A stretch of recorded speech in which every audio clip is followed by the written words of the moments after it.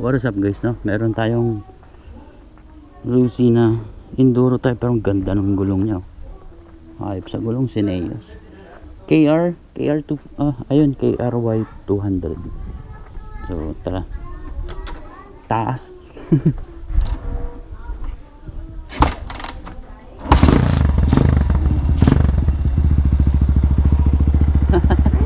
Yeah, sabi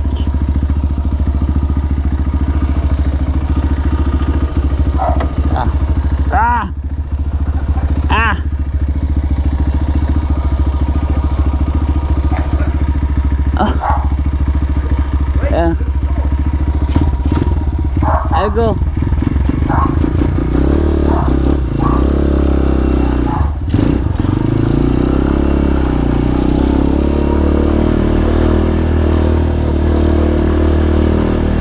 So ayun, kausap yung kapitbahay ko Australian.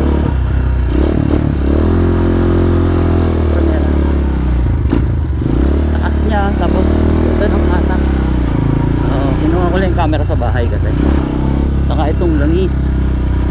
Yan, guys. Pero parang gusto ko siya. Walang lubak, syempre trail bike to.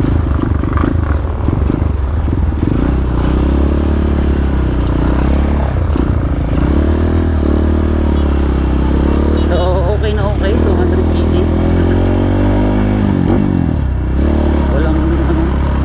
Literal na test. Ride test. Drive pala, drive. ARY 200. Yung gulong niya pang supermoto eh, no? Hindi pang trail. Sana all.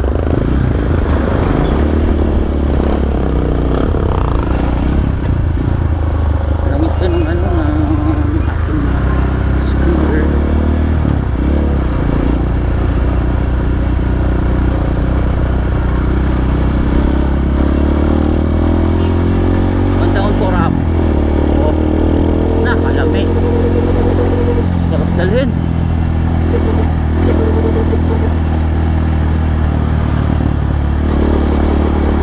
Sarap talaga pag ano, mataas yung motor mo.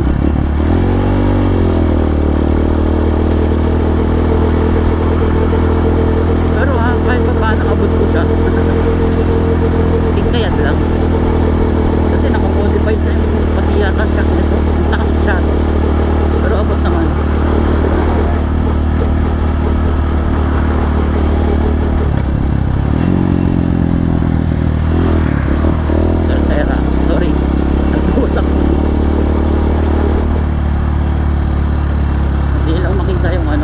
Pero digital na siya.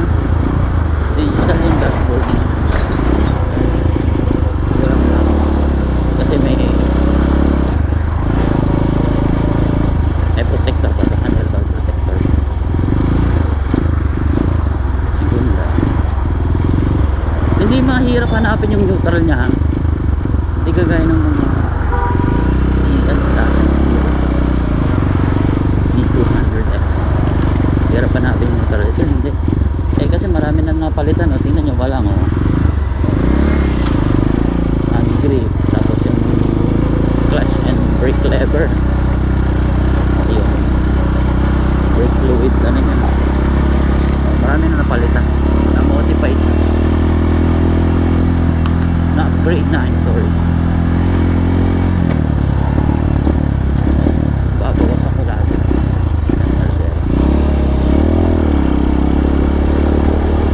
Aywa, ganda ng bus ng Davao. Ang international, parang sa Dubai, ang laki. Sana, meron sa akin. Tercera. Harap. Panis. Sabay panis. Kaya maganda siya, sarap din sa handling. Hindi siya yung, diba nakatry na ako ng Gama. Sobrang vibrate.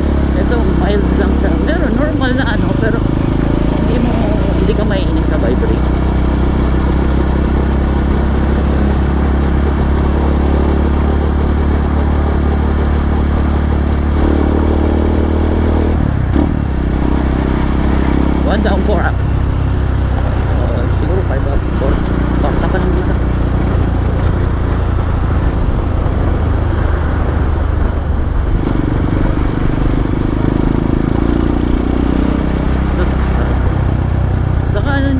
matigas. Hindi siya masakit sa puwet.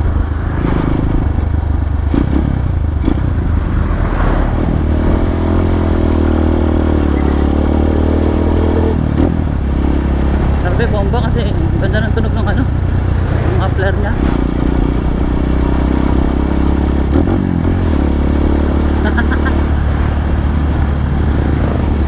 Sana all. Nanginginig yung ulo ko.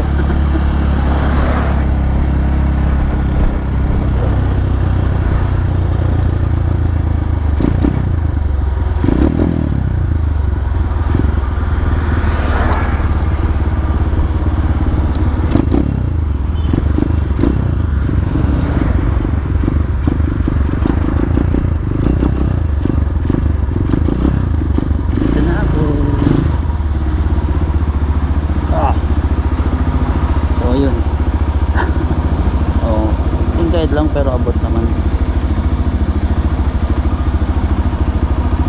Masarap siyang dalhin.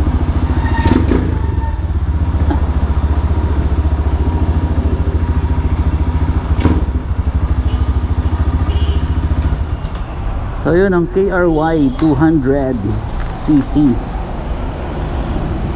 Yan ako, ang ganda ng gulong, no? Pang CF Moto. Mura lang ako na po. Ah, yan na lang.